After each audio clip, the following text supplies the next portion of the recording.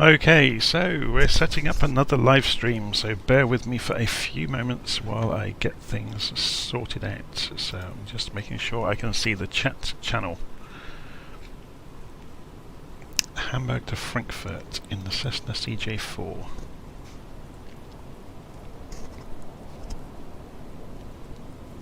Okay, I can now see the live stream, which is all I need. I have the aircraft sat here on the ground. Okay, so we have the Cessna CJ4 here with the working title mod. If we can go and look on the internet for that, if we go and look for working title and MSFS, you will find it. So working title MSFS mods. Why is it so difficult to say that word? So performance and avionics improvements for the Citation CJ4. So this is the working title GitHub repository where they store their source code. So you can see if we go and click on that current version, you can see there's a guidebook, there's known issues, and there's a zip file you can download. So the zip file you go and put in you unzip it and put it in your community folder in Microsoft Flight Simulator, and it improves the stock CJ4 immeasurably. Okay, so this is the CJ4 that you get with all versions of Microsoft Flight Simulator. So if you add the working title mod to it and then restart Flight Simulator, the aircraft is transformed. The flight model is improved. The avionics suite is massively improved. So we're going to have a look at it today. We're going to start from cold and dark on the ground at at Hamburg. And we're going to fly down to Frankfurt. So let's go and have a look at our flight plan first. So we are on the ground at Hamburg in Germany. We are going to take off from runway 23 following the Basu 4B departure. And then we will fly via the Osnabrück, Warburg and Fulda VOR stations. And then we will come into the standard approach route, Kera 2G into Frankfurt, and then we will land on runway 25 center using the ILS. So we're going to be looking at lots of systems along the way, so it should be quite interesting. Okay, so first things first, let's go and get in the aeroplane. Just get rid of the browser screen out of the way. Let's go inside the aeroplane. You can see it's raining gently in Hamburg, which is wonderful. Okay, I'm going to have to remind myself how to power this aircraft up because I have not flown it for a while. So first things first, we turn the batteries on, and that gives us basic power to some of the systems. Then we turn on the emergency lights. We arm the emergency lights, I should say, and the standby flight display, and turn on the avionics, which gives us the rest of the screens. We can see all sorts of warnings are coming up because we haven't done things yet. Basically the most prevalent warning is the battery amperage is dropping because we don't have the engines running yet. So first things first, we're going to get rid of that master caution because we know very well that the battery is dropping because the engines aren't running, generating electricity yet. First things first, let's go and look at the flight plan. We'll start the engines in a moment. So initialize position. So we go to pos init and we pick up the GPS location of the aircraft by clicking on the button next to the position, which puts it into the scratch pad. So on the flight management computer, FMC for the CJ4, there is a message line at the bottom, and then there's the scratch pad above it, and then there's the various soft keys that you can press to make things happen in the display. So we have clicked on the soft key next to the GPS location, and it's copied it into the scratch pad. Yeah. So then we can click on the place we want to input it. So anything with square boxes is a mandatory field.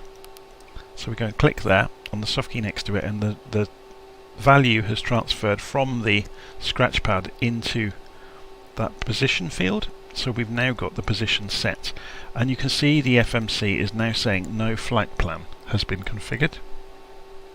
So if we go and click on the flight plan button, we can either click it here or you can see there's a button at the bottom right. So a lot of flight management computers follow this rule that when you're configuring, the button to the bottom right is often the next thing that needs doing. But you can see also this is page 1 of 2. So we can go previous and next to go through the pages. So let's have a look at the next. Next is showing us the position initialization screen. So we don't actually need that. So flight plan is the next thing to do then. So we follow the breadcrumb trail through the system. It wants us now to fill in the origin and the destination, remembering that the square boxes are mandatory fields. So the origin, let's go and have a look at our flight plan, is EDDH.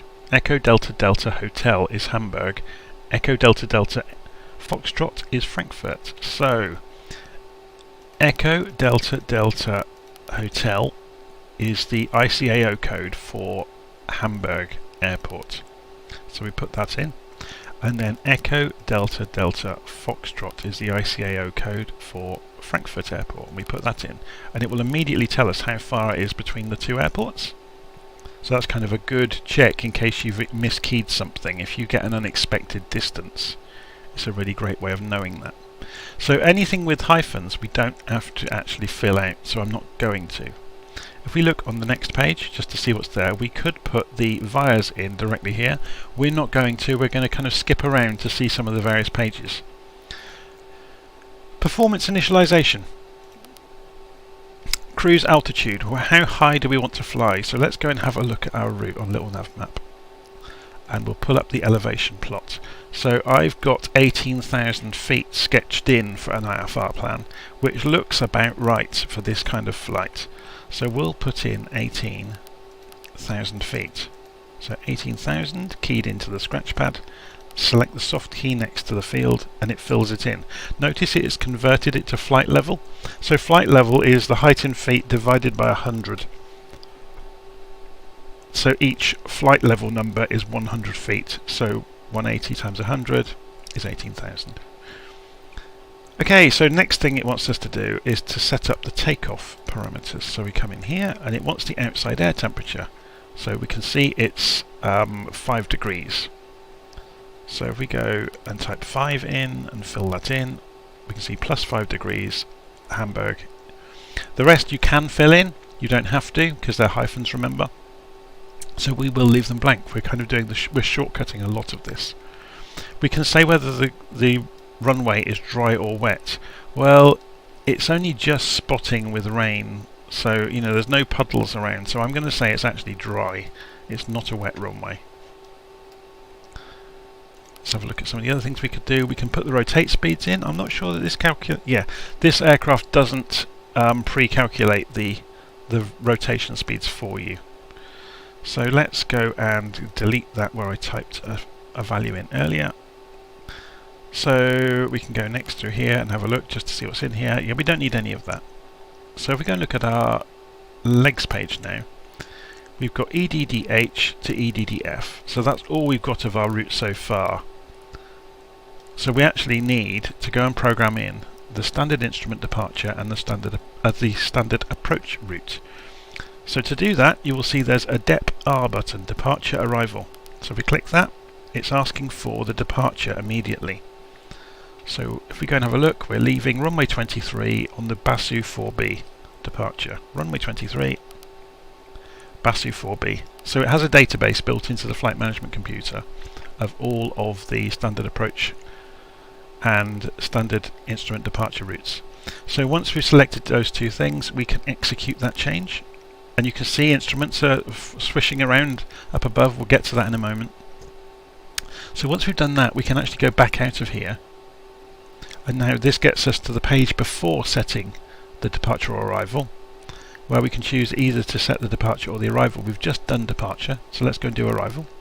The reason it's in two separate pieces is because typically you wouldn't program the arrival until you're in the air, because the destination airfield may well give you instruction, you know, when you get there.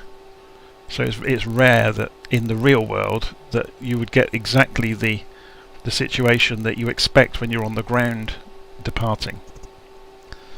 Okay, so let's go and refer to our flight plan again. We want to come in on the Kera 2G approach and then the ILS into a runway Where is it? Does it say here? Let's go and check. Look at the runway. It's 25 center, isn't it? Runway 25C. Kera 2G into runway 25C. So runway 25C is there with the ILS. That will filter the stars available. And we want Kera 2G. So you can see it's not on the page. So we can go next and look at the next page, and there's Kera 2G. Okay, so we've selected both. It takes a second to do some calculations. So that's chosen both. We can actually do a transition through another waypoint if we want to, because sometimes routes have, you know, various options. So let's just have a look at the route and see what happens. So that's Kerax, which is not an option there, which is fine. Let's have a look down here. DF521 is not there, so 526 is obviously further out here, so it's an option to go much further out. We're not going to do that, so we will execute that. Okay, so if we go and look in the legs page now, the various waypoints associated with the standard instrument departure and the standard approach route are now in here, so we can click next and previous. So, and you will see a discontinuity between the end of the departure and the beginning of the approach. So this is waiting for us to, it's expecting us to put some waypoints in the middle of the route. It doesn't think that you will ever fly direct. If you do want to fly direct between the SID and the star, you can just delete the discontinuity and it will be fine with that. But it's expecting usually you'll have some waypoints, and we have. So we want OSN for the Osnabrück VOR station. So OSN for Osnabrück. Then we want WRB for Warburg. WRB. So to insert one, you put it on top of another and it pushes that one down. So we go WRB on top of Kerax, and see, Kerax has moved down and WRB is inserted in between. And then we want FUL. FUL. And we put that again on top of Kerax.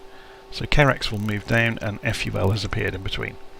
So this is showing the leg lengths in between the waypoints. If you do miss key one, you'll obviously notice a massive number, potentially like thousands of miles in between the legs. And if there are multiple waypoints with the same name, different places in the world, it will prompt you as to which one you mean if there are multiple matches.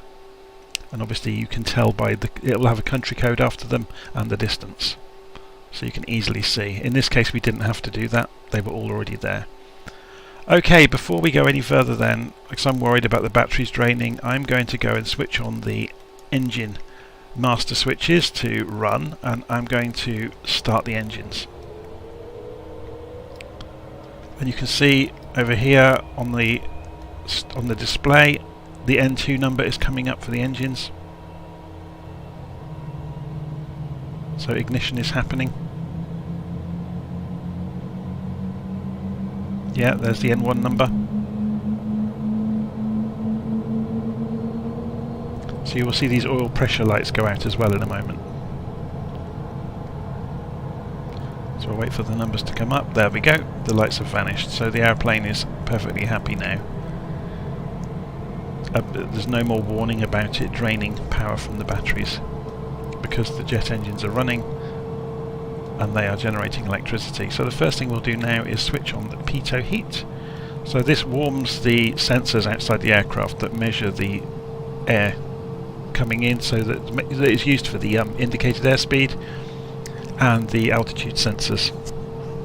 So if you lose the pitot sensors, then you can lose your indicated airspeed and your altitude. Obviously GPS will still work, but it's not as accurate. Okay, how are we doing? So let's go and turn some lights on. The beacon lights, the nav lights and the strobe lights. We'll also turn on our taxi lights. We'll turn on our seatbelt sign. You'll hear a annunciation inside the aircraft. The captain has turned on the seatbelt sign. Please fasten your seatbelt and shoulder harness at this time. Okay. All good. We can go into the tuning page and we can turn TCAS to TARA, which is great. And then we can also go into the index page and we look at a progress page, because we've pretty much finished with programming the route now. So there's our progress through the route so far. On the main screens, the buttons above the left-hand screen control it, and the buttons down here control this screen. So it's a bit higgledy-piggledy in the cockpit. It's kind of, you know, everything's all over the place, but it all kind of makes sense. And we should find, actually, there's a brightness control for the head-up display. There we go. So the two knobs either side of here control the brightness for the two panels. So we'll go and do the one on the other side as well, so it doesn't burn our eyeballs out while we're in flight. Okay. So let's have a look at what some of the things that can happen in here. So if we click on the PFD menu, there's actually a full menu system in here with breakout menus and all sorts of things. We're not going to delve into that today because we could spend all day talking about it. But this is massively configurable. What we will look at is the format button. So every time we click the format button, it changes the mode. So we can see VOR1 down there. And we can see the display showing a moving map now. And we can use this wheel here to zoom in and out of the map, so we can change the range of the map. Does that make sense? It's the inner ring zooms in and out. So we got, if we zoom further and further out, we can get to see our route that we've programmed into the flight plan. Okay. What else is of use to us at the moment? We're pretty good to go, actually, I think. Something that's worth looking at here is we've got the barometric pressure knob, which you can see as we change the barometric pressure, which is changing here. This is calibrating the altitude. So typically you would go and look on your flight plan, or you would contact the ATC would tell you this during the conversation with them, what the barometric pressure setting is for the departure airfield. We can shortcut that in Flight Sim and press B. So if we press the B key, it's gone to 30.06, which is configured as so we're 60 feet above sea level. Yeah, so it's calibrated the altitude in the aircraft.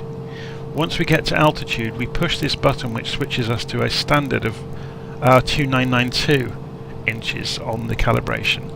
So all aircraft above 10,000 feet agree with each other in terms of how high they are. Does that make sense? Otherwise, you could get planes, you know, several hundred feet above or below each other, or above or below how high they think they are. Okay, the final thing we'll do, we're going to go and move the flaps to 15 degrees, and we're pretty much good to go. So one thing to bear in mind with this aircraft is it doesn't have an auto throttle like an Airbus might have. It has a thing called a far deck throttle system, which is electronic, so it has various modes it operates in. So we will be putting it into takeoff mode, and you do that just by moving the throttle through its general travel, but it goes through different modes as you slide the throttle along its travel, and those will be indicated on the displays. Okay, let's go and look outside. So lights are on. We're sat here quite happily on the ground at Hamburg. We're not going to bother pushing back, we're just going to turn around. We have got room. So we're in a very small plane. But we'll have a look at the map and see how we get to our departure runway. So if you had normal printed flight charts, obviously that would be much easier. So we're going to swing all the way around through 270 degrees into Zulu 3 and then Alpha 1 for the holding point for the runway 23. So let's do that. So first things first, let's check the parking brake. Interesting, where's the lever for the parking brake on this thing?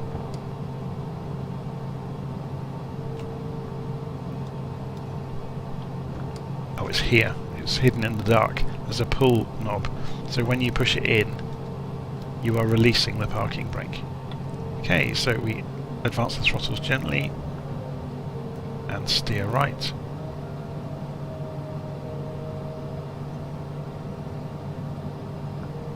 can see this map is relative to us, so it's rotating. So I think the CJ4 is one of the best aircraft in Microsoft Flight Simulator. It's one of the easiest to fly, the avionics are quite simple to operate,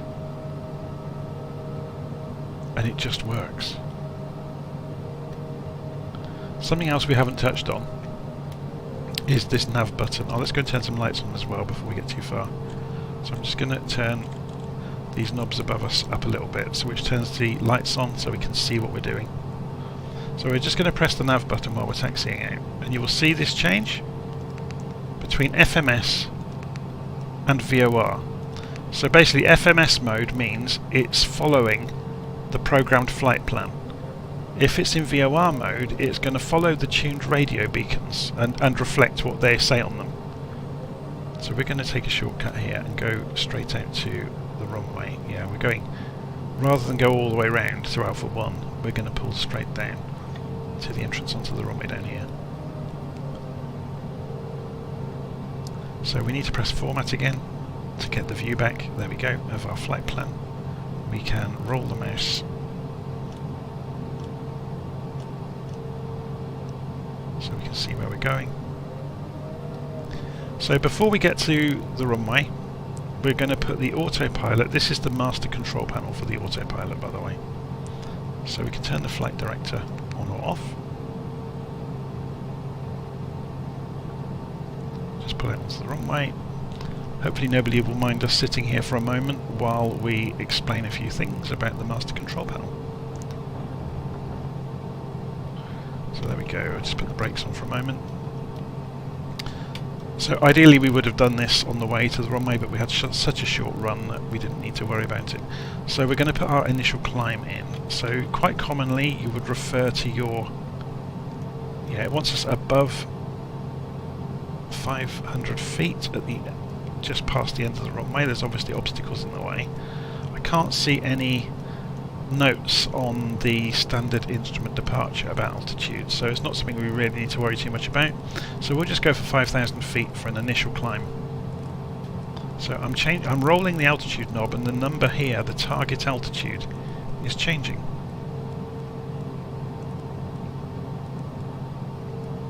Okay, so it now says 5,000 feet. So now we need to choose how we get there. So we're going to go and click the vertical speed button, and you will see suddenly symbology is coming up to show, okay, the autopilot is going to go to roll mode, so it will keep us level, and vertical speed mode. And now we can roll this after pressing vertical speed to choose the vertical speed, and so you can see a marker appearing here and a number here. So we will climb out at 4,000 feet a minute. Okay. So you can see the little marker has gone to 4 and it says 4,000 here. So at the moment, as soon as we engage autopilot, it will hold the roll level we have. But we might not want to do that. We know we're taking off on runway 23 here, and the actual direction of that runway is 227 degrees. So we could roll the heading round, yeah, so this is our target heading, just spin it round to 227, so it matches what's going on, and we could put the autopilot into heading mode. So as soon as we engage it, it will fly 227 degrees and try to climb to 5,000 feet at 4,000 feet a minute. So let's do that, and let's get underway and get off this runway and out of everybody's way. Okay, so flaps are at takeoff 15 degrees, so we just need to gently roll the throttle.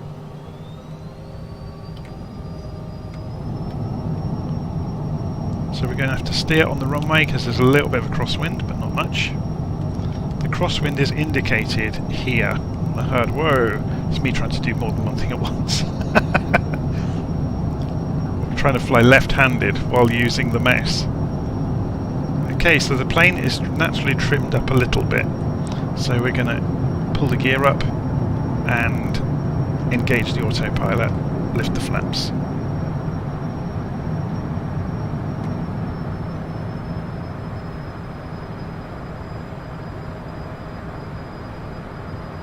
Autopilot.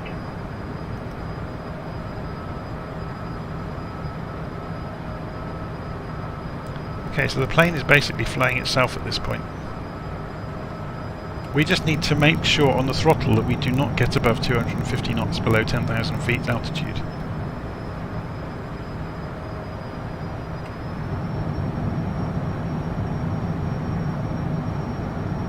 So you can see at the moment the autopilot is showing takeoff TO. If I pull the throttle back, it goes to climb mode. So I pull back ever so gently, but it's also falling. Have we got the autopilot on? It hasn't engaged, has it? There we go, it's engaged. So it now says AP. So that was a good one actually to show you the difference. We had started to drift to the left, we had no autopilot on, the plane was just fairly well trimmed and climbing and starting to bank. So we've gone above 5,000 feet, look. This is the flight director, it's telling us which direction to fly. And we've oversped because we're now going downhill. So I've cut the engines and put the air brakes out. And we're coming back down, which is good. So we come back to 250 knots and we're at 5,000 feet. So that gives you a real good illustration of how quickly things can get away from you in a business jet. So we oversped there by 20 or 30 knots. And this isn't really about the airframe, this is about the limits below 10,000 feet. Those limits will go away when we climb. So let's go and climb to our intended cruise altitude now of 18,000 feet.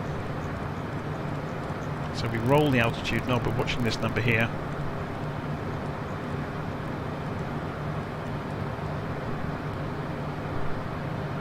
Okay, and we choose our vertical speed to get there.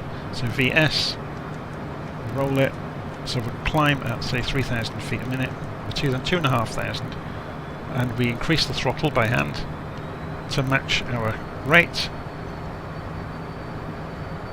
So you can see we're not even the engines haven't gone into climb mode; they're still in cruise mode.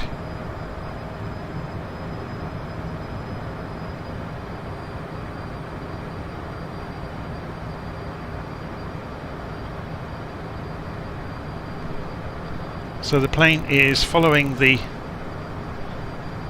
it's on heading mode at the moment. So if we go to nav, there we go. So it was still following the runway direction, and now we've gone to nav mode, it's following the flight plan. So the plane is turning on its own towards the flight plan. If we zoom in on that, so if we zoom in to see the chart, you can see what it's doing. So the plane on its own, it knows it should be on this track, and it knows it's over here, so it's turning to intercept the track. Yeah, so it will level out now. And so it's flying back towards the track, and it will do a left turn to get onto the track. And there you go, you can see it happening. So we're climbing up towards 18,000 feet. We're in nav mode, not heading mode now. So it says now LNAV1. Autopilot is on, vertical speed is 2,500 feet a minute until we get to 18,000 feet. So you can see now we've gone through, we're coming up to 10,000 feet, and the speed limit has gone away. So we can push this now to go for standard, which is 29.92. If we push it again, we'll see what happens, it comes back to normal. But did you notice the height changed? Because standard, there's obviously a difference between standard and the local barometric pressure. So we can open the engine up now, go to climb mode. So I've pushed the throttle forward, CLB has appeared.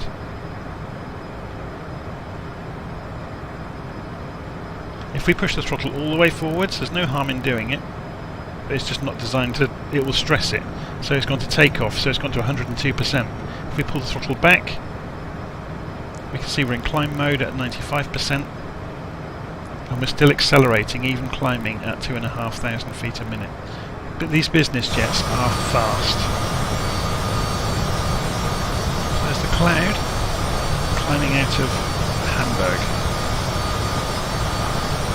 So we have someone, Ashwin Koshti in YouTube, is saying, thank you for streaming these vids, it helps a newbie like me to learn realistic flying. Oh, I wouldn't say this is realistic. I'm just a simmer. I've been playing with sims a long time, so I know some of the procedures and I know how some of the aircraft generally work. So all I'm doing is passing on the bits I've learned along the way, but there's obviously an awful lot further to go with learning, especially around procedures.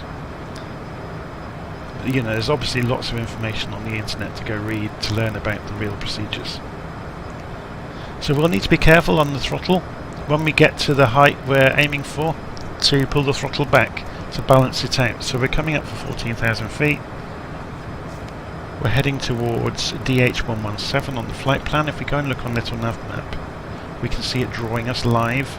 So that was where we deviated, where we followed the heading until we went to nav mode, and then we re-intercepted the flight plan. So it's now following the flight plan exactly. And obviously look how accurately a computer can follow a flight plan. It's scarily good at it. Okay, so there's the clouds in the late afternoon above Germany. The sun's coming down over there. So there should be some pretty long shadows in Frankfurt when we get there. It's not a very long flight, so it shouldn't take too long. Okay, so you can see now this switches over to the next leg when you get to within 1 mile of the next waypoint. So the next waypoint after this one is Bassum, 37 miles away. So let's have a look at that. So you can see it there. It's actually saying 38 in Little Nav Map, but it's not a big problem. So the altitude enunciation there was because we are within 1,000 feet of the target altitude, so it's just warning us as a reminder about the throttle again.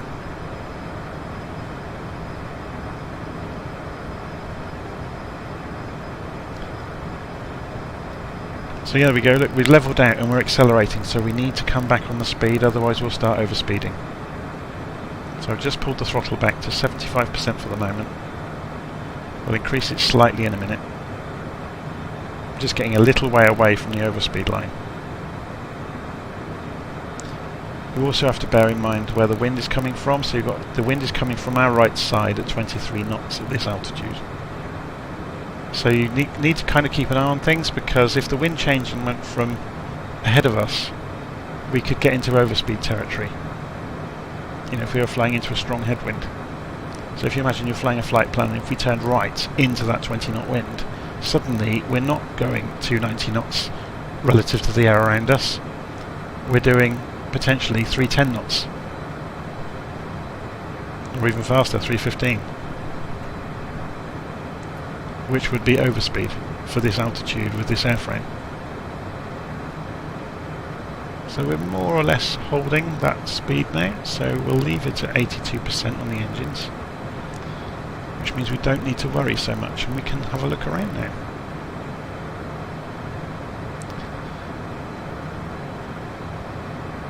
Okay.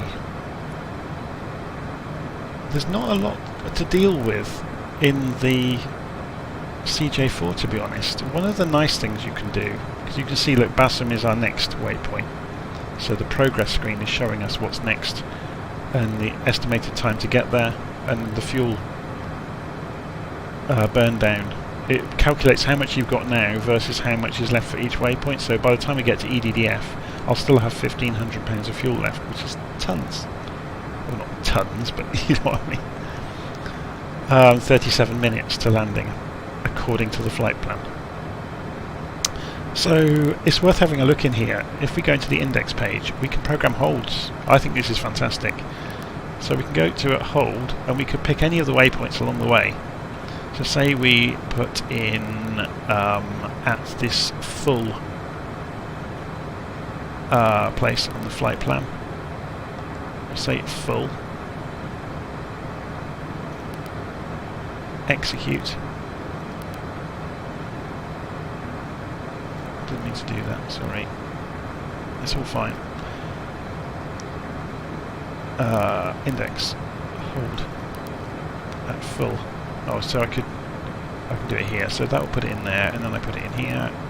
And then it will ask me for the details of the hold. So the direction of it, is it going to draw it on there for me? Oh, we wouldn't see it anyway now. we'd have to wait until we get there. But you can put in like the direction of the hold, the leg times, so it's going to make it like a racetrack shape on the map. You can actually see it illustrated on Little Nav Map. If we came in here and right click on full and say we want to add a hold at full, we can put those same numbers in, the course, the speed and the time, and say OK for example. So you can make like a racetrack. So you put in some sensible numbers. But yeah, does that make sense? So if you're being put into a hold by air traffic control, you can program it in very quickly and get the plane to do it for you. So we're going to cancel that and just go back to flight plan. So index and progress. So the hold functionality is really cool. So that means you can get the plane to fly a racetrack pattern of your own design, or that you've been told by air traffic control to hold.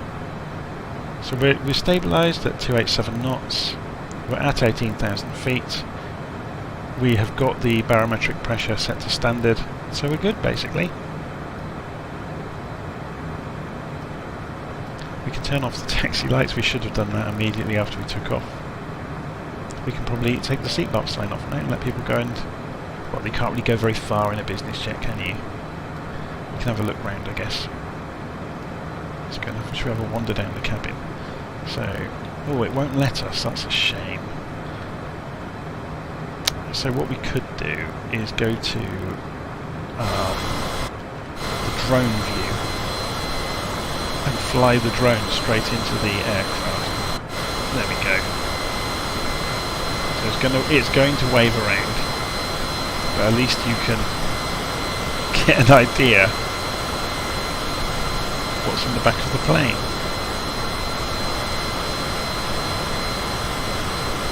Kind of interesting.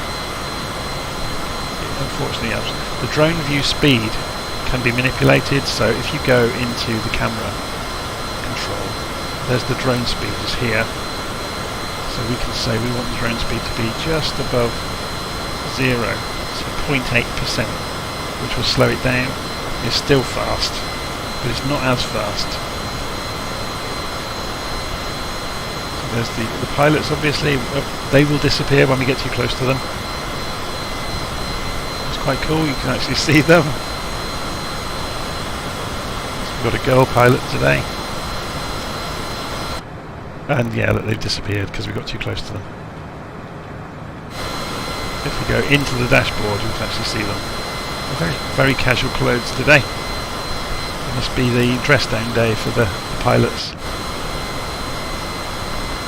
Okay, so there's our CJ4. Cruising along.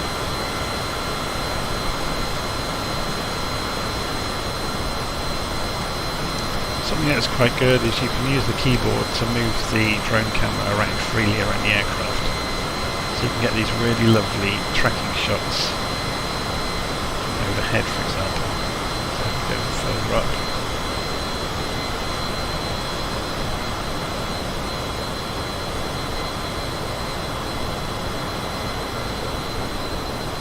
There we go. You can rotate, obviously, the camera.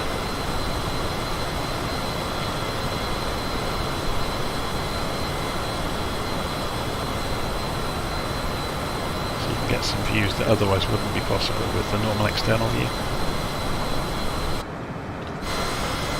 So when we're back in the cockpit, we can press F to recenter our view and then hold the right mouse button down and drag around to look around. So where are we in terms of the plan? There's Bassam.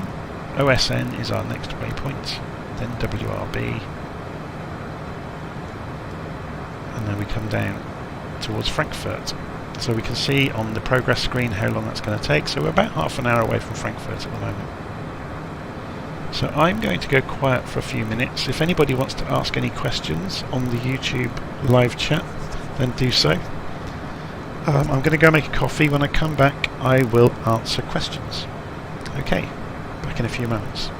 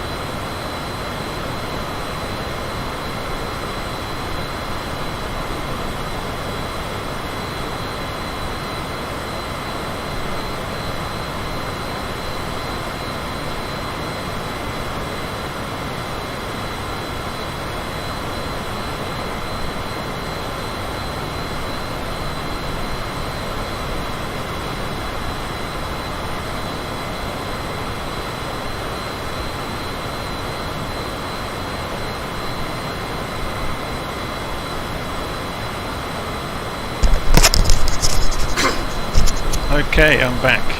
So Tyler Williams has asked in the live chat what plane this is. This is the Cessna CJ4. It comes with the free version of Microsoft Flight Simulator. You can see it's turning under the autopilot at the moment, so let's look inside, see what's going on. So we've just reached the OSN VOR station that's in our flight plan, and we're now turning left to the WRB VOR station. You can see that happening down here. So if we just scroll up slightly,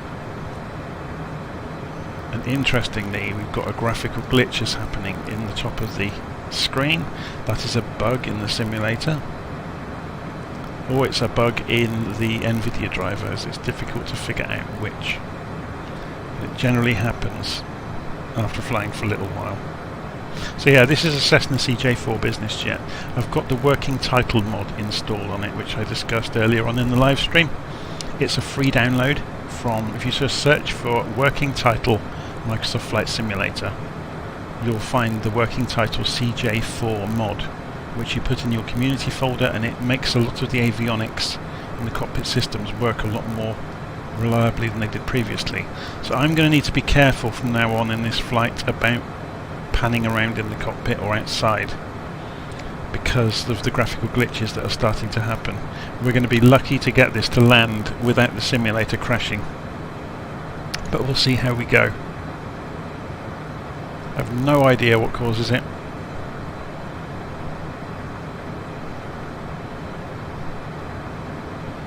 So yeah, the CJ4 is quite a cool plane.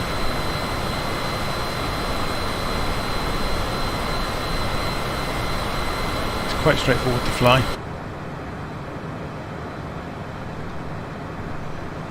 So we're still stable at 288, 287 knots, somewhere in between.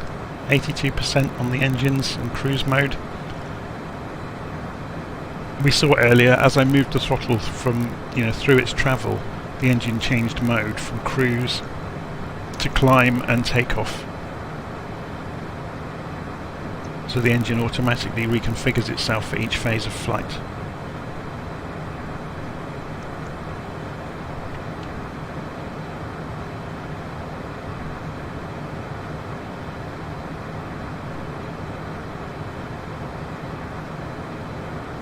We had a little look at the while we were controlling the climb out from Hamburg, of the master control panel of the autopilot, which is the switches and knobs above the screens in the centre of the cockpit. We will be looking at those again as we descend, and we'll be looking at the tuning screens on the ILS to be able to tune in the frequency for the localizer. We'll be flying into Frankfurt and following a standard instrument departure. Sorry, a standard approach route into Frankfurt. So at the moment we're fine. But if we go and have a look while the simulators, or while the autopilot is flying us along, we can see where we are. So we're just flying along towards the Warburg VOR station. We could explain how that works along the way, actually. So we've got the autopilot at the moment is operating in nav mode.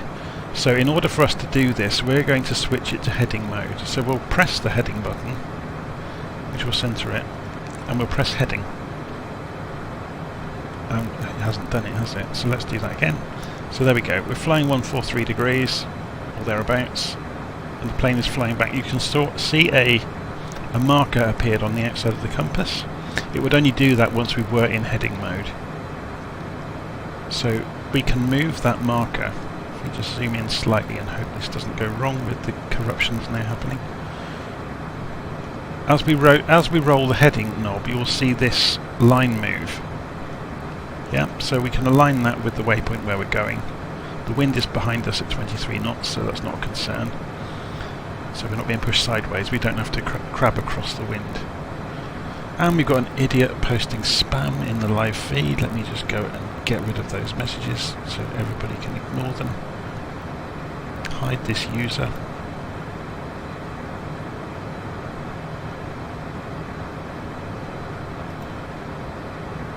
Put this user, unhide this channel. I'm just looking at the options of how I can penalise this person for being an idiot.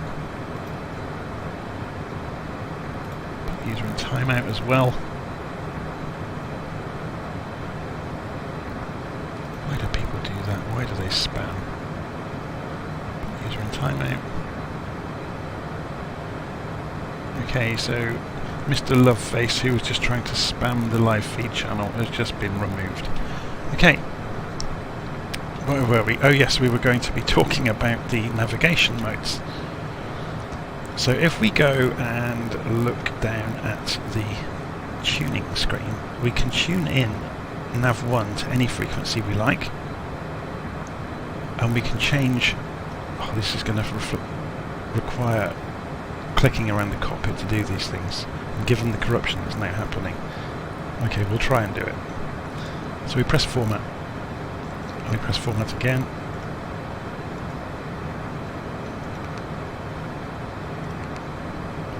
If we press nav, we can see, look, it's gone to VOR mode. Yeah, so that's changed the mode of this display to VOR. And we've got a course knob up here.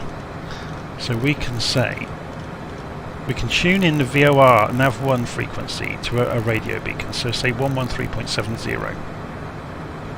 So let's go and put in 113.70 and program that into Nav1. So we select it there. Oh, it's below it, sorry, not above it. 11370 below Nav1. There we go. And you can see it's reflected here, Warburg, 11.4 miles away, 11.2, so it's counting down. So this is where the course knob comes in on the MCP. If we spin this round, at the moment it's saying we are to the left of the line.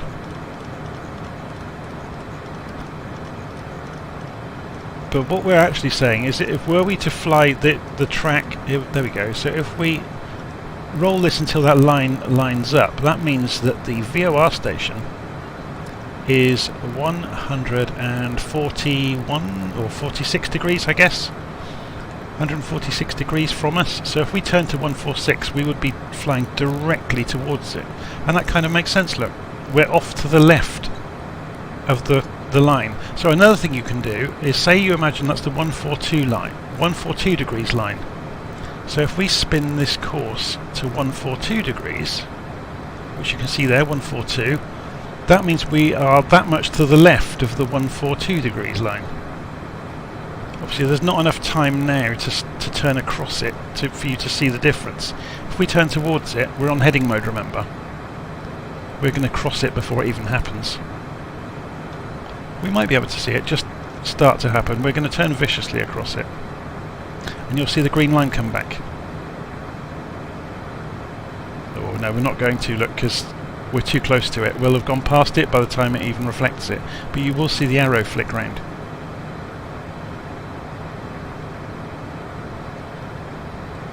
And there it goes. The arrow has gone to the other side of the rose, and this number's going to go up now. 2.8 miles away, 2.9. There's the arrow. Yeah, so this takes a bit of learning to figure out what this all means. So let's see if we can do it with the next one, and it'll be much more obvious. So this is the... Let's get rid of this holding, remove the holding, so we can see full folder is 112.10. 112.10. So we can do this much more methodically this time, and you get to see what's going on. So this has just picked up folder. So we can say we actually want to fly the 160 degree line to folder. Yeah? So we'll change the course line to 160. So I'm just rolling this until the course here says 160. So it says we're ever so slightly off to the left. Let's go and look on the map at our actual location. And we are ever so slightly off to the left relative to us. So if we were to turn right by, say, another 10 degrees, so we're actually going to fly a heading of 170. Let's make it more pronounced. Let's go for 180. So the aircraft is turning across. Watch what happens to the green line. When it's in the centre, we will be on the line. We'll be on the 160 degree line into the FUL VOR. So that green line is going to slowly move across. We're on the line, and it's going to sweep across and go out the other side, meaning we are to the right of the line. So we're out to the right of the line. You have to remember this is not showing a very distinct change because we're such a long way from the VOR station. Okay, we are now to the right of the line. So we are to the right of the line, the 160 degree line, into the FUL VOR. So that was working out on a radial to the VOR. So you use your course to set the radial you want to come into the VOR at, and then you can fly, you can align this to fly that line. If you want to find out the exact direction of the VOR, you can just turn the course round until the line's in the middle, and then we know we have to fly 158 to fly straight towards it, which we will do. So let's go and fly 158. So I'm using heading mode, remember.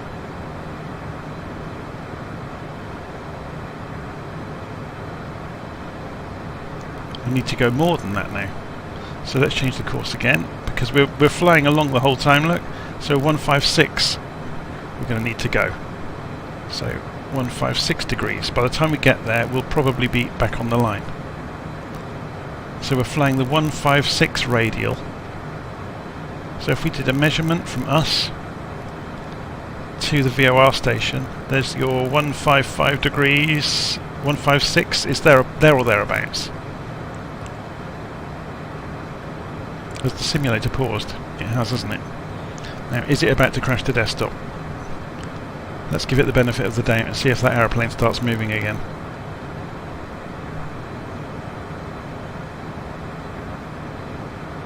Yep, it started working again. Oh, thank God. So that's the second pause. Great. So we've got, so far we've got graphical corruption, we've got pauses because of the multiplayer probably crashing in the background. Welcome to Flight Simulator.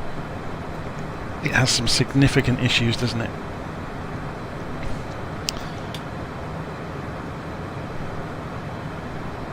Okay. So where were we? We were playing around with the VOR station. So what we could do is, if we say, okay, we don't want to use VOR navigation, if we press the nav button again, we go back to FMS navigation. Yeah, we're in heading mode at the moment. If I press nav, it will go back to nav mode, and the plane will go to fly back to the flight plan on its own. So we've gone LNAV 1.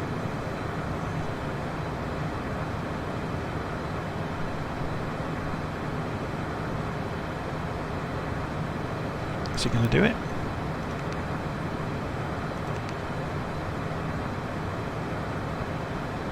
There it goes. So the plane has realised it's off to the left. It's going to fly back to the line in between the VOR stations and intercept. So it's chasing. This is the same symbology, but in terms of the flight plan. So when it's in FMS mode, this relates to the flight plan, so it should start turning right to get back on the line. It's going to cross over it by the look of it. It's gone a bit too severe in its turn. We'll give it the benefit of the doubt. It's usually pretty good at it. Yeah, it's going to overshoot slightly, so it will correct. Right, we need to start descending. So let's have a look at this approach. We need to be at 5,000 foot for Orviv. Yeah, we're still quite a long way out. We're 18,000 feet over here. So let's start descending. First of all, we'll come down to... We're looking at this number here. I'm pulling the descent down to 10,000 feet. And then we'll slow down when we get to 10,000 feet. Whoa. So 10,000 feet is our target altitude here. And we're going to use a vertical speed to get there of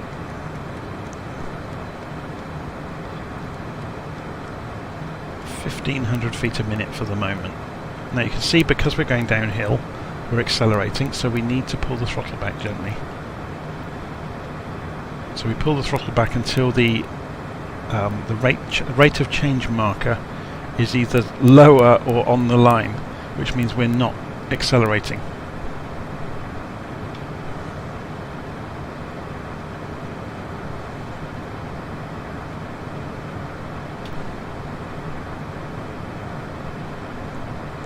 So now we're back flying the flight plan with the nav mode. We can press the format button a couple of times and we can see we're getting close to our destination. If we zoom in now by rolling the range knob, we can see the various parts of the plan. So let's descend a bit faster. So we're going to go down to 2,000 feet a minute, which means we're going steeper, we're coming down more steeply, so we're going to pull away from the engine more. So let's reduce back to idling.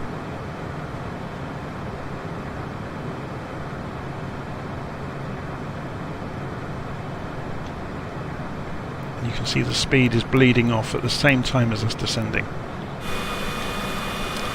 So we're gently coming back down. I have no idea what the weather is going to be like at Frankfurt. Obviously ATC would normally tell you, but we can cheat and we can right click on Frankfurt and say show us the information for Frankfurt, and over here it's been hidden unfortunately. Here it is. Wind is 217, 13 knots.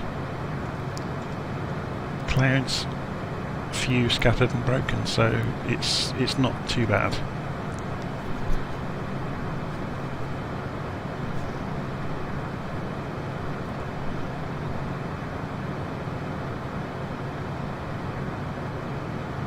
So Ron has said hello 5 times in the live chat, so's Danny Thomas. The Russian guy has tried to post some rubbish into the stream. So we're coming down. We're aiming to be 5,000 feet for Orviv, but we've got quite a way to go to get there, so we probably don't need to come down quite so quickly. But we'll do 2,000 feet a minute until we get to 10,000 feet at least. We can afford to accelerate. We only need to be below 250 when we get to 10,000 feet, 250 knots.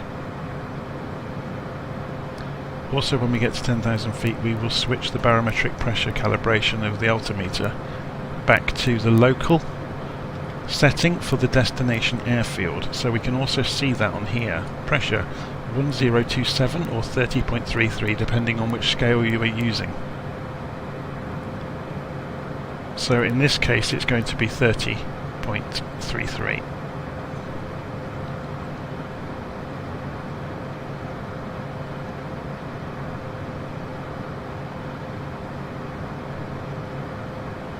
Okay, so the plane's just flying past FUL. It's on to Kerax next.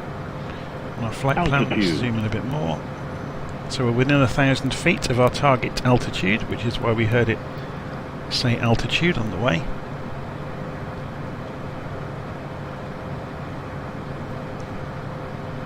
We're doing exactly 250 knots, or 251. I've just come off the throttle a little bit to stop it accelerating any further. So let's go and press the button for the barometric pressure, and we wanted 30.33, so we can roll this to change it. 30.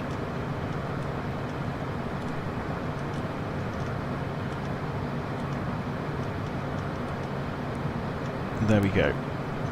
So we are 10,000 feet, and so it made several hundred feet difference calibrating the altimeter. So the plane is still flying on autopilot. So you can see we're just coming in the top right of the screen on little nav map, and we're going to turn right to follow down to GED, MTR and Orviv, and we need to be above 5,000 feet at Orviv. So we will start descending slowly down to 6,000 feet, which will satisfy that requirement. So we're changing the target altitude. You can see the number changing here on the master control panel. and then we're going to go to vertical speed mode once again and descend at 1,000 feet a minute. I'm just going to come gently down so we can see that happening there.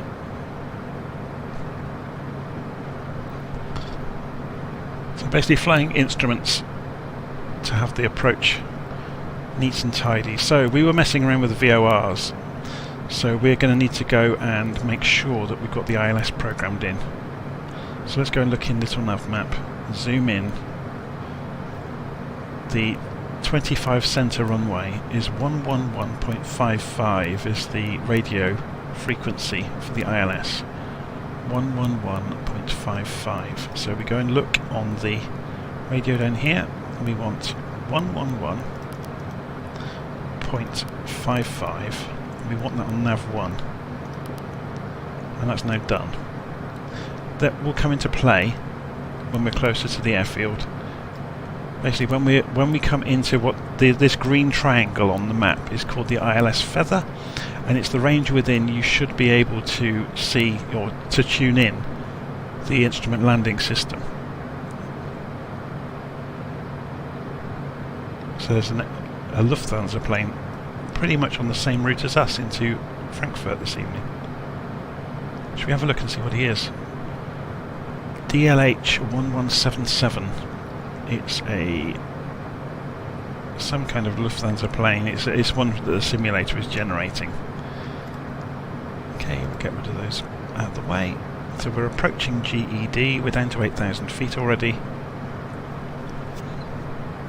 So we're looking good. We're not going to have much to see once we go into this cloud until we're quite low, so get used to not seeing anything for the next few minutes.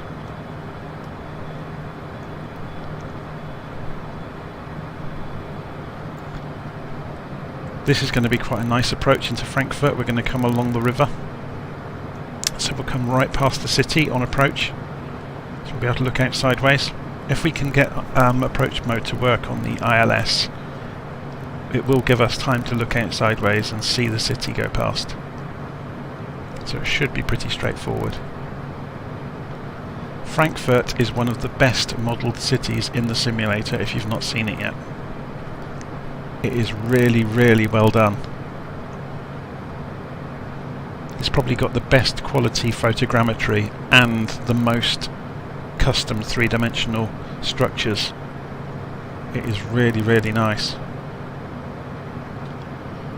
Okay, let's just lower our rate of descent. So vertical speed.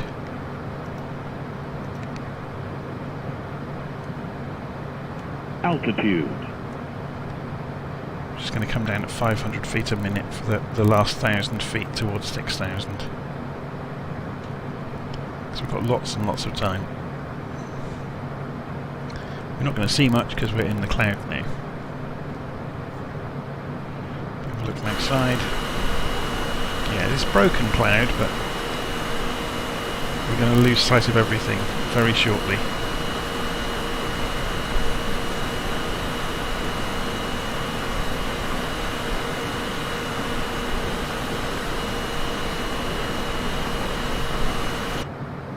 The aircraft is following the flight plan, nothing to panic about.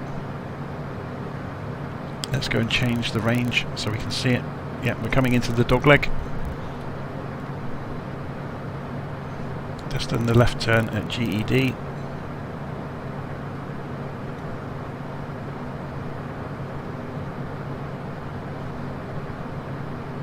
We're in FMS mode on the autopilot, so it's following the flight plan.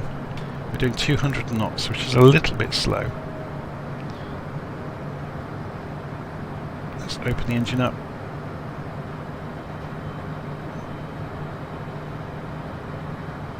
So you can see there's turbulence in the clouds. Now we're in the cloud, the sensors are jumping around. That's not unusual at all. The smaller the plane, the more it's going to be affected typically.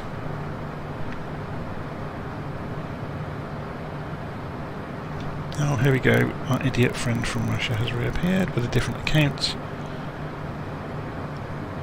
Put the user in timeout. Hide the user on the channel. There we go. So he's now gone again.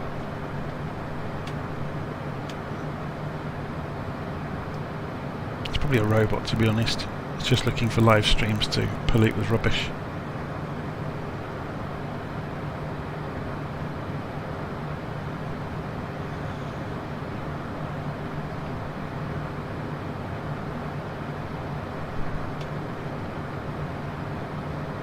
Okay, so we're getting closer and closer to Frankfurt. We're at 6,000 feet now, which we don't actually need to be at 6,000 feet.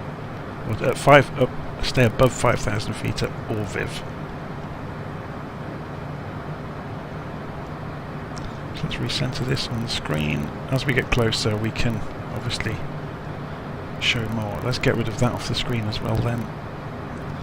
Let's get rid of all of these other panels from this nav map so we can really see what's going on. So there's our yellow aeroplane, there we go. So we're coming in, we will do a turn at MTR to 128 degrees for the Orviv fix, then DF521, and then we start looking at the ILS and making sure we've got everything tuned in. Ideally you want to be about 2,500 feet above the ground when you get to the ILS. So if we just show information for Frankfurt and find out the elevation of the runway. So elevation is 338 feet, so we want probably about 2,800 feet to 2,850 on the altimeter. So if we go for 3,000, that should be fine, and then we can just hand fly the aeroplane down onto the runway following the ILS along the way. So even if we do get cloud cover, it won't be a problem for us because we've got the instruments. So we're just skirting along the top of the clouds at the moment.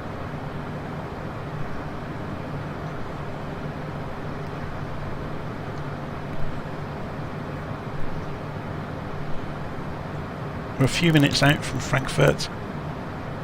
If we have a look from outside, yeah, there's not enough gaps in the cloud to see much yet.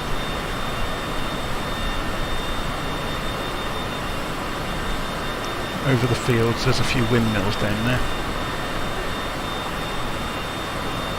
Try and get this view set up, so if we do change to it later, it will make some sense. There we go, we're making the turn at MTR. So the plane's doing all of this following the flight plan on its own. So you can see this is the same symbology we saw for the VOR, but it's relevant to the flight plan, so it's a different colour. So FMS means it's following the flight plan, flight management system, I guess. So this is the direction of the flight plan path, and this is our alignment relative to it. So it's going to overfly it. So we're right over the path now. Now we're out to the right of it, and if we have a look, if you imagine a line directly from there to there, then it explains what's going on in the aircraft's head. So we're going to slow down because those turns are too big, and it's time to slow down anyway. So we need to be above 4,000 for the next waypoint, so we're going to get that going now. So we'll go for 4,500. Whoops. And we set the vertical speed, and we'll come down again at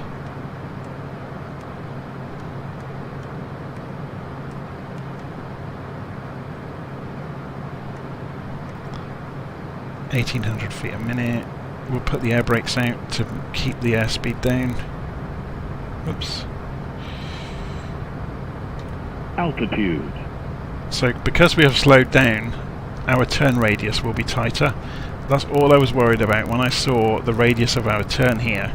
I've slowed us down significantly, so when we make the next turn we can do it much more tighter, or much more tightly I should say. A tighter turn. Okay, let's start getting things ready for landing. So, gear down. Let's change this over. We can change this now to show the localizer. Now you can see the beginnings of a diamond. It's showing that it's above us at the moment. But we're going to carry on and have a look at the plan. Is the plane going to turn out of this? It's just turning out of the turn now, look. and we've got too slow, so I'm opening the engines up. So you've got a minimum speed there, but we're not going to worry too much about that. So drop the flaps, get rid of the air brakes.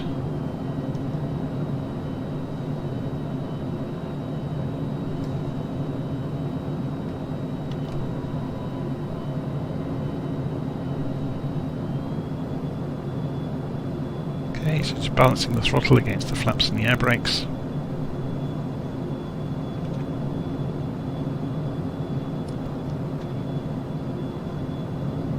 So the plane is gently adjusting itself for the localizer.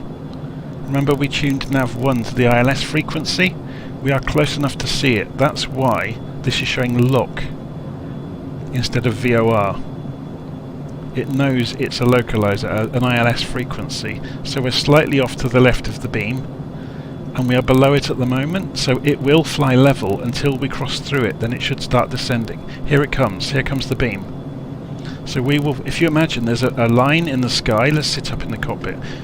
There's the runway out there, you can already see it. There's a line in the sky that comes up past us. At the moment it's above us, but we're flying straight and level. We'll fly through the beam. At the point we are on the beam, that diamond will be in the middle. So I'm going to come off the autopilot and fly this by hand now, because it's more fun.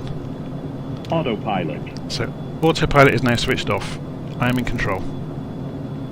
So first thing I'm going to do is turn left slightly. I want to get back on that localizer beam.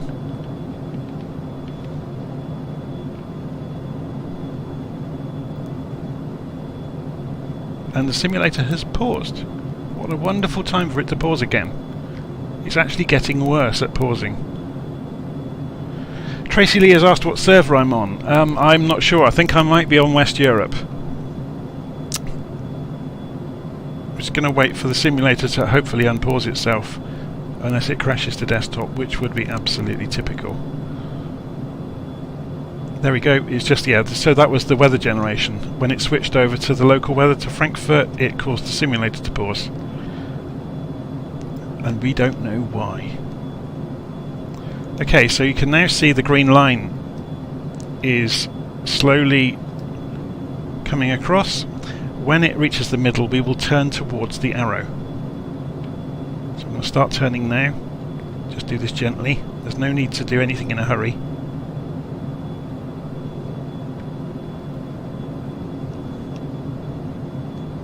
We have to keep in mind of the crosswind as well. So we are going to have to turn slightly in towards the arrow to stop ourselves being pushed away from the flight path, if that makes sense. So the diamond is slowly coming in as well. So we're being pushed slightly to the left. So we're going to turn back towards it. That's the wind pushing us back away. So we're turning across the path to the runway to get back onto the centre line. The diamond is just coming into the middle, so we will start descending. Hopefully we'll come out of the cloud very soon, and we'll see the runway twinkling away in the distance in front of us.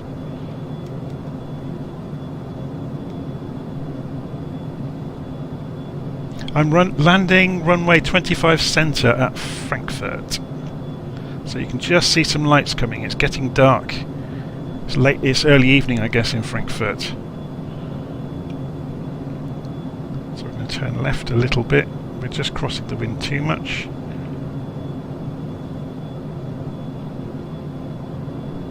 So we're slightly above the glide slope, so we'll nose down gently.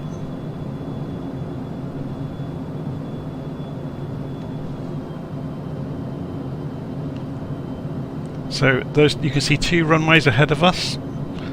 It's the one to the right is the centre runway. So we're still slightly high.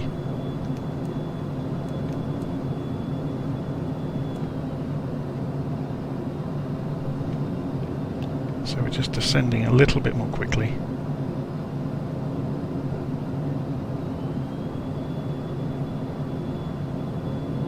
And the sim has actually started stuttering. This is like failure after failure. Microsoft servers and the graphics drivers and all kinds of things. Let's go descend a bit faster.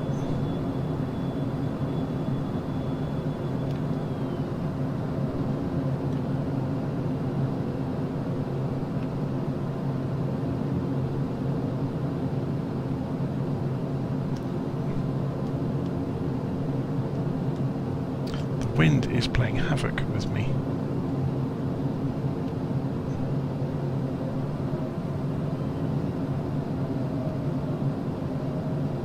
Let's centre the view up.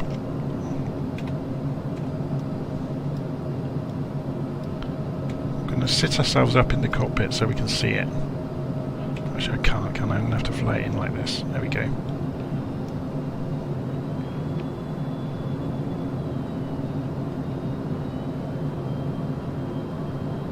Got some cloud in the way, but we are in exactly the right place according to the instruments. We're on the vertical component of the localizer, and you can see right in front of us in the thick patch of cloud are the lights of the runway. We're slightly off to the right, so we're going to turn slightly left.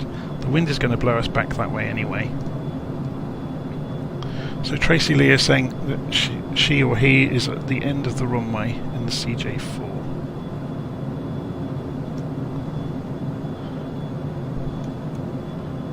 So I'm trimming the elevators while I'm doing this to stop the nose keep pitching up, and that's stopped it. It's because we've got such a significant headwind. It's generating a lot of lift, and it's lifting the nose, which is not ideal. So I'm having to trim the aeroplane nose down. So we're flying completely on instruments at the moment. We're off to the left, so we're turning slightly right, and there's the runway right in front of us. We're only coming in very slowly, so we're at 140 knots.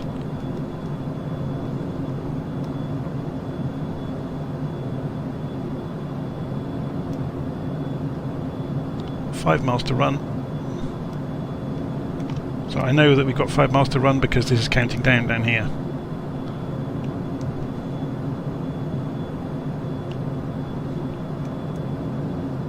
This plane does not want to play ball.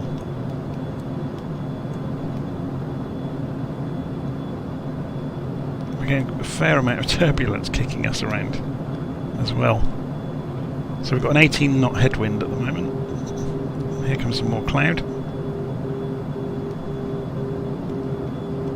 So much for seeing the city.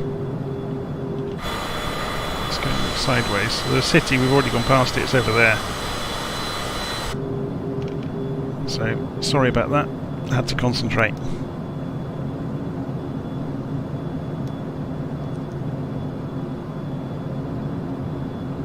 So 150 knots, we're going to come off the throttle now, start slowing down back to about 125, 120.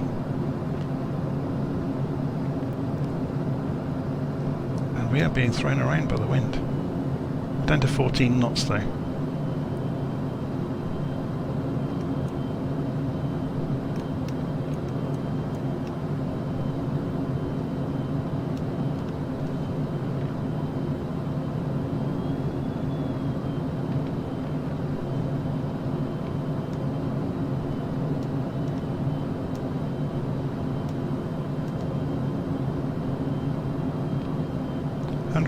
Knots, 1.9 miles to go. Slightly off to the right, just correcting for that. 500.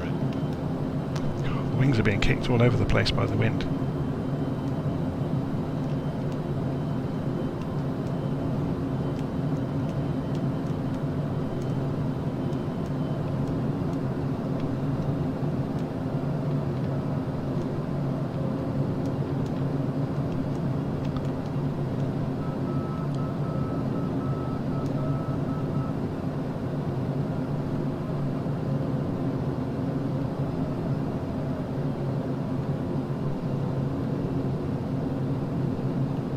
Coming in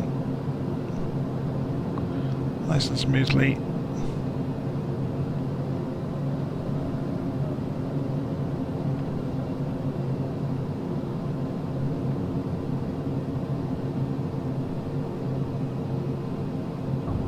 And we're down. Get the nose wheel down and steer. Wheel brakes on, flaps up. And we can come off at the next exit.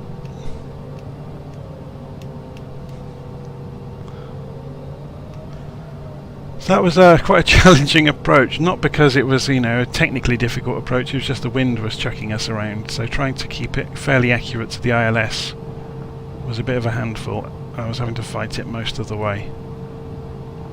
So we're just going to go and find somewhere to park up.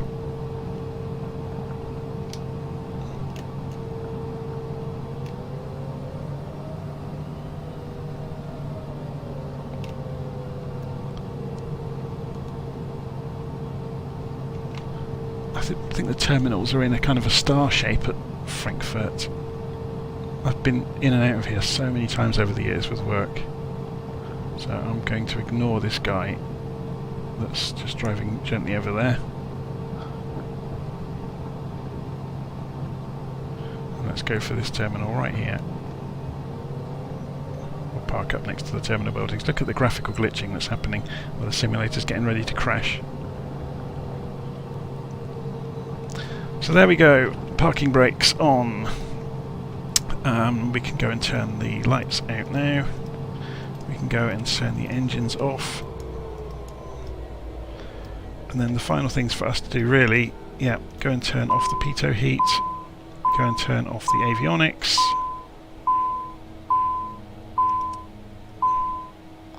Turn off the standby display, turn off the emergency lights, and then turn the master battery off. And look at the graphical glitching, it's getting ready to crash. We just made it. There we go. I think it's time for me to go and reboot. So there we go, I'm going to stop the live stream right there before it completely crashes. So that was a flight in the CJ4 with a working title mod from Hamburg down to Frankfurt in Germany. Hopefully that's been useful for anybody watching it. We showed quite a lot of the functionality of the aircraft along the way. It would have been nice to have done some holds and things like that, but maybe another time. Okay, if you want to see more of my flights, there's tons on the YouTube channel, and obviously like this flight when it appears as a normal flight, a normal video on YouTube. You can go look at virtualflight.online on the internet community that I help run if you want to come flying. We're actually flying tonight at 8 o'clock. Oh, sorry, yes, 8 o'clock British Summer Time, or Zulu time, Greenwich Mean Time. So 2000 hours this evening, Zulu time. There's a group flight. If you go to virtualflight.online, you'll see the link to the Discord server. So there is a group flight tonight at 2000 hours. Okay, I'll see you all soon.